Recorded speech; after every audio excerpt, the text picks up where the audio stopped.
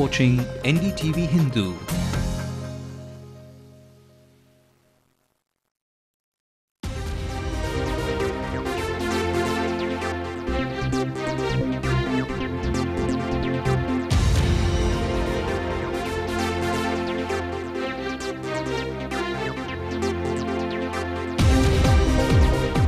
Good evening and welcome to Headlines Now on Ndtv-Hindu. I am Evelyn Matthew. It's the 2nd of October, a day that means a dry day to many, to some a great holiday and the perfect weekend for a getaway for the family and friends. But 141 years ago, this day in a little village of Port Bandar, Mahatma Gandhi was born. But in the India of today, we are reminded of the father of our nation, perhaps only when we open our wallets and catch a glimpse of those notes neatly stacked inside, or perhaps when we have to get the tiny tots ready for a fancy dress show at school. But I really wonder how Bapuji would react to the India of 2010 if he was here today. Imagining and pondering over the different possibilities, with me tonight are two gentlemen to whom Gandhi was not just a figure on the stamps but much more than that. Former Chief Electoral Officer Naresh Gupta and member of Thakkar Bappa Annamalai sir will be joining us with their views in just a bit. Our reporter Sindhuja Balaji will be getting us the pulse of the youth, the leaders of tomorrow, and whether the Mahatma is someone who can only change a Munna Bhai MBBS or maybe even the young Chennaiite. But before all of that, a quick look at our top stories tonight. Tamil Nadu's braveheart Vijay Kumar gets selected to lead the CRPF Jawans of the country. All efforts are off in vain at Neyveli. Over 800 contract workers are in police custody, alleged the police to be a tool of force by the government.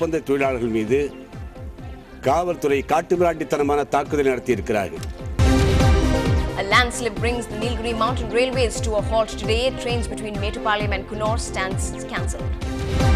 Head to the Chennai Trade Centre for your home sweet home. 58 property developers start off this year's fair. At least about 140 stalls here, and all the developers are here, and good number of projects are getting displayed. An academy that's been training grounds for the city's Commonwealth participants is in a desolate state. Funds and basic facilities are lacking. First அடிச்சிருக்கேன், ரெண்டாவது அடிச்சிருக்கேன், new record ஓட வச்சிருக்கேன். Government இன்னும் எனக்கு ஒன்றும் உதவி செய்யல. India is unfazed by the daunting total of 428 put up by the Aussies. Sehwag scores at an accelerating pace to give India an advantage. And on the 141st birth anniversary of Bapuji, we meet someone who fondly remembers Gandhi for a work that was to be remembered. We cannot believe that he is really a human. And let's also take a quick scan of what's making news in the rest of the country. Barely a few more hours to go for Delhi to pull off the biggest Commonwealth Games ever. The much criticized village is cleaner and happier. 2 people are arrested for the rape and murder of a woman constable in Kota. Rajasthan's chief minister announces a compensation. And US denies any link between resolving the Kashmir issue and endorsing India's bid for a permanent UN Security Council seat. Now, just when India picks up bits and pieces from year-old conflicts and unites for peace, once again, the birth anniversary of the Mahatma dawns on us, giving the citizens of the great nation a time to reflect. Well, Chennaiites also did the same in its bid to remember Gandhiji. People from all walks of life gathered at the Marina Beach today to be a part of the solemn celebrations there. Songs praising the political leader of India filled the air, and the mood was truly patriotic. Ndtv-Hindu caught up with a sturdy old man who had the honor of participating in Gandhiji's rally way back in 1946 when he stopped over at Chennai while on a journey throughout the country. Here's how he remembers that day. Father was a freedom fighter. நான் ராமகிருஷ்ண ஸ்கூலில் படிச்சுன்னு இருந்துச்சு. 1946 காந்தி இந்த வெள்ளி விழாவுக்கு வந்திருந்தார், இந்து பிரதேச வெள்ளி. அப்போது நான் சேவாதள தொண்டராக சேர்ந்தோம். பெரிய சேவாதள தொண்டர்கள் சேர்ந்து கொட்டையை போட்டு அங்கே நாங்கள் ராத்திரி பகலில் இருந்து நாங்கள் வந்து சேவை செய்தோம். அது அவர் பார்த்தோன்னே அவர் பெரிய தங்கத்தில் செய்த மாதிரி இருந்தார். We cannot believe that he is really a human being. Now, the Tamil Nadu Governor Surjit Singh Barnala and Chief Minister Karunanidhi too paid their tribute to the father of the nation, remembering his greatness.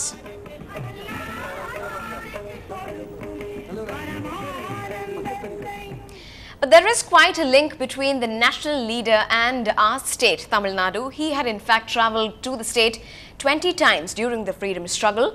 Today on Gandhi Jayanti, Ndtv-Hindu takes you to a society where the great man spent a few days during one of his last few visits.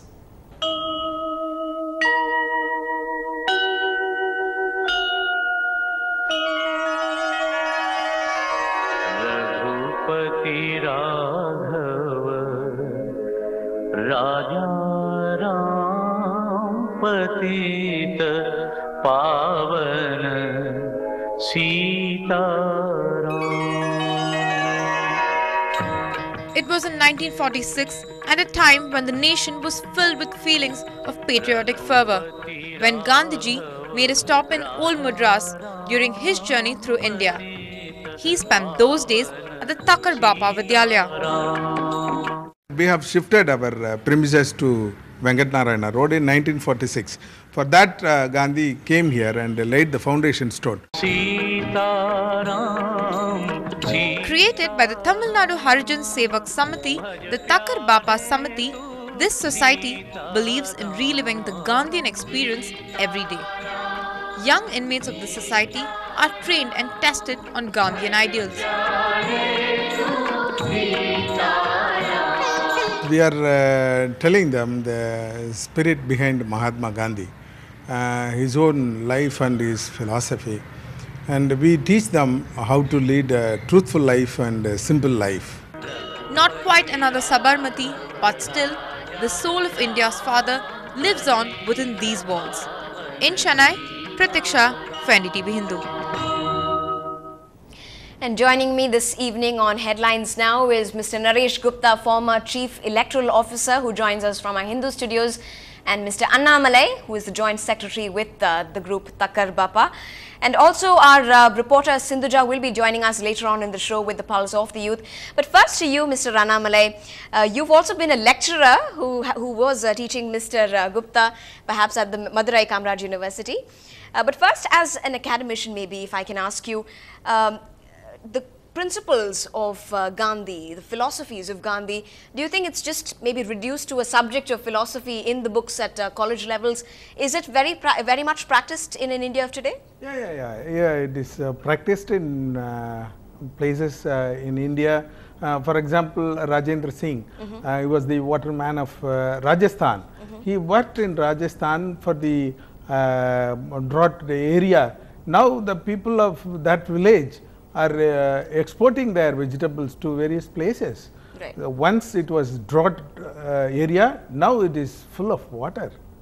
So like that, here in Tamil Nadu, there are so many experiments are going on, and people are taken Gandhi as their guiding force. Right. Mr. Gupta, if I can come over to you, you've been lauded many times for the kind of work you've been doing, pretty much sticking to the Gandhi style. Do you believe that while there is still a lot of criticism towards Gandhi, the way he's been working, there is still a kind of relevance that he holds today in terms of, working your way through at a government level maybe? Yeah, actually, Mahatma Gandhi is still relevant, so also is Gandhism. The more the moral degeneration in the society, the more Mahatma Gandhi's philosophy and teachings will be relevant. Although we are, of course, forgetting his ideals, his teachings, his philosophy, nevertheless, we do remember when we have a conflict, there's so much of hatred, prejudice, malice, conflicts of caste, religion, and so many other conflicts. There are so many barriers of caste, again religion, party, state frontiers, national frontiers.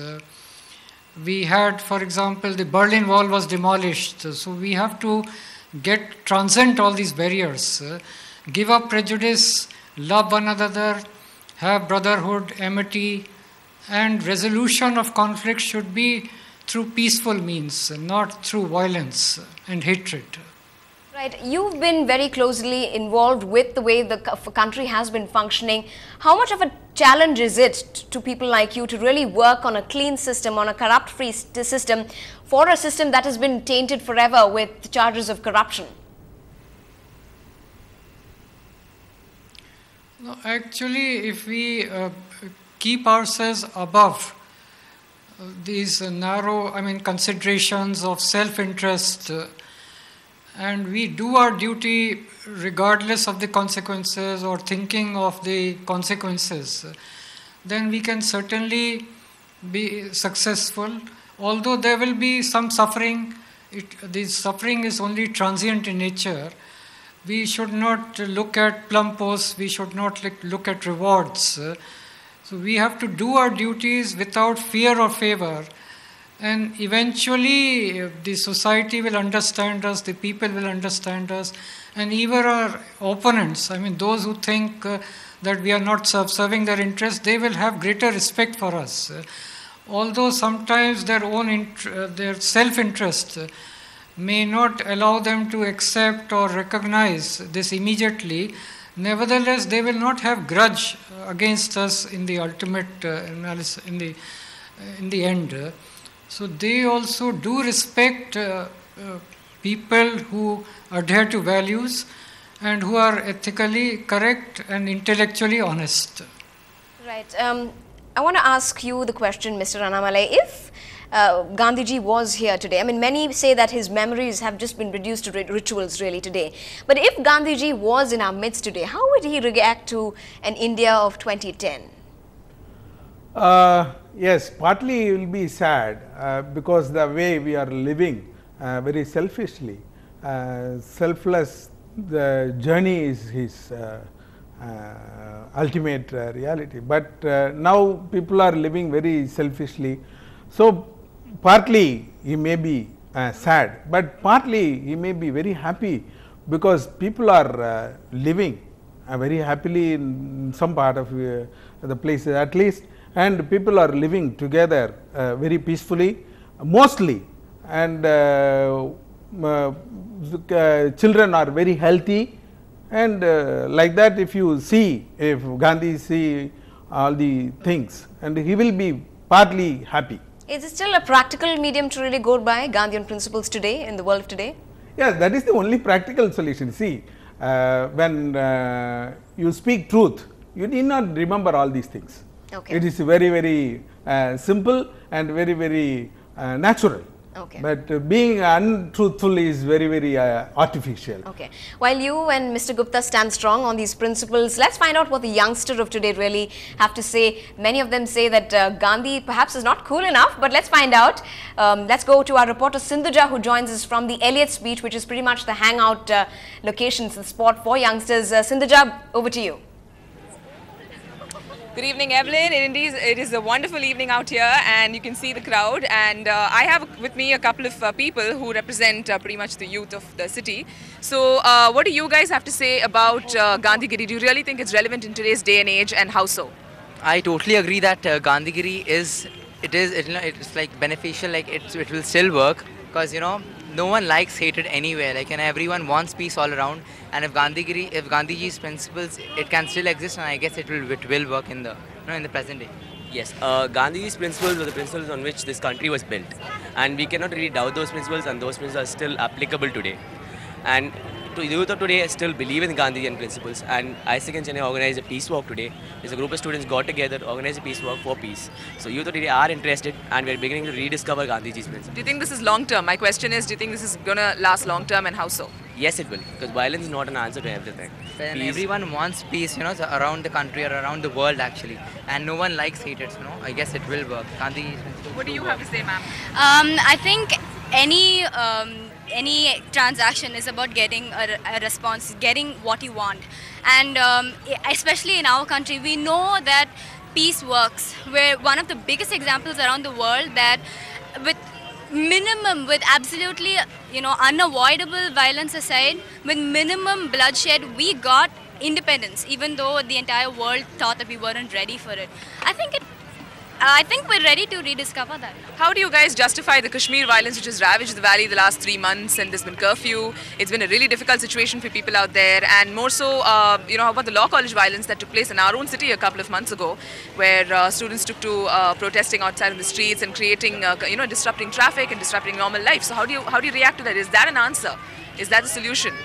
it's not an answer, but then, you know, when you go on a strike, when you want to prove a point over there, you know, it is heard, and when it is heard, you know, it will make a proper, you know, it will come to a proper conclusion that, you know, it might work, if not now, some days later. I think there are some extreme emotions being evoked right now with a lot of events that have happened around the country. It is normal that the first reaction would be, you know, what do you expect, that I would react violently. But and we've been known to like calm down and come to our senses later. I think that peace is definitely the way to go if it was up to all of us. Well, as you can see, Chennai has delivered its verdict, and today being the International Day of Non-Violence, International Day of Peace, let's just hope that the coming years will be as peaceful and as non-violent as it has been all these years. Over to you in the studio. Well, thanks very much for that, Sindhuja. Perhaps we don't need a warm black pen to remind us once again of Gandhiji, or even maybe the surname. Thanks very much, Sindhuja, for joining us from the Elliott's Beach, and I hope we have many more officers like you, Mr. Naresh Gupta, to really set that example. And thanks very much to Mr. Annamalai for joining us right here in our studios. We hope that this ray of hope continues in the India of today. Well, still ahead on the bulletin, we tell you, if at all, there's room for change in your home. That's coming up on the other side.